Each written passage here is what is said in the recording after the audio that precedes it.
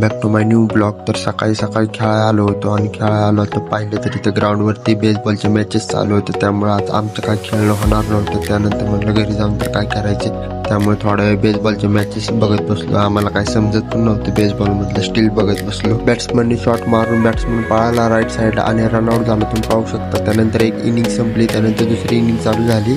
बेसबॉलच्या बॉलची speed तुम्ही पाहू शकता किती आहे. चुकून बॅट्समनला बॉल लागला तर किती जोरात लागला. आणि समोर एक बेसबॉलची बॅट होती आणि ते फर्स्ट टाइम हातामध्ये घेतली होती. आणि बॅट स्विंग कसं वाटत आहे मला कमेंट मध्ये सांगा. त्यानंतर इथं पुढे आलो, मॅच चालू झाली, बॅट्समन आउट झाला. बॅट्समन आउट झाल्यानंतर मॅच संपली आणि बॉलिंग वाली मॅच जिंकली मे बी.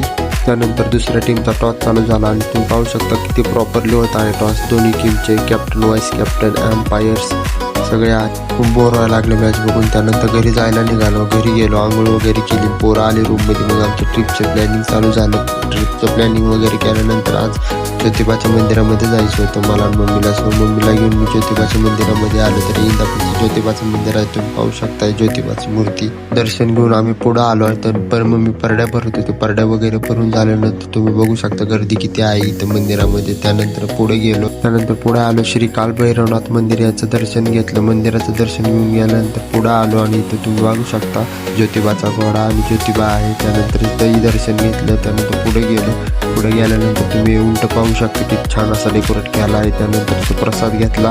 प्रसाद वगैरे घेऊन गेल्यानंतर गाडी काढली. मी मम्मी जायला निघालो दुसऱ्या मंदिराकडे. त्यानंतर थोड्याच वेळाने आम्ही दुसऱ्या मंदिरामध्ये पोहोचलो. तिथे गेल्यानंतर निवेद वगैरे ठेवला. निवेद वगैरे ठेवल्यानंतर आम्ही थोडं वेळ दर्शन घेतलं. दर्शन घेतल्यानंतर आम्ही राऊंड मारला मंदिराचा राऊंड मारताना पाय खूप पळत होते. त्यानंतर पटकन मंदिराचा राऊंड मारून घेतला. मम्मी करून नारळ घेतला. नारळ घेतल्यानंतर नारळ फोडला देवाच्या पुढे.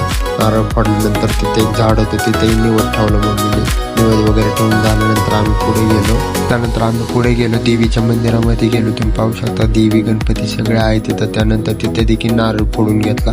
नारळ वगैरे फोडून झाल्यानंतर वाटलं तिथं नारळ आणि पुढे गेलो. दर्शन वगैरे घेऊन झाल्यानंतर आम्ही डायरेक्ट घरी जायला निघालो. घरी गेलो, सामान ठेवलं. सामान ठेवून घरून एक नारळ घेतला आणि आमच्या घरामागच एक खंडोबाचं मंदिर आहे, तिथे गेलो. तिथं नारळ फोडला. नारळ फोडून झाल्यानंतर पुन्हा घरी आलो आणि इथं मी दक्षिणा दिली होती मंदिरामध्ये. पप्पाचं थोडं काम होतं गावामध्ये, सो पप्पावर गेलो गावात. त्यानंतर घरी आलो, जेवण केलं, झोपलो. बिकॉज मला नाईटला ड्युटीला जायचं होतं, बट पाऊस येत होता. स्टील मी ड्युटीवरती गेलो, स्वेटर घातला आणि कामावरती गेलो. बिकॉज कामावर जाणं महत्वाचं होतं, बिकॉज कामात लोड खूप होता.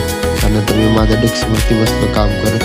कोण अलाउड नसल्यामुळे मी आतला शूट का घेऊ नाही शकत जास्त. त्यानंतर माझं काम करत बसलो. रात्रीचे 3 वाजले, माझं आउट झालं. मी घरी जायला निघालो. असा होता माझा दिवस. Thank you for watching.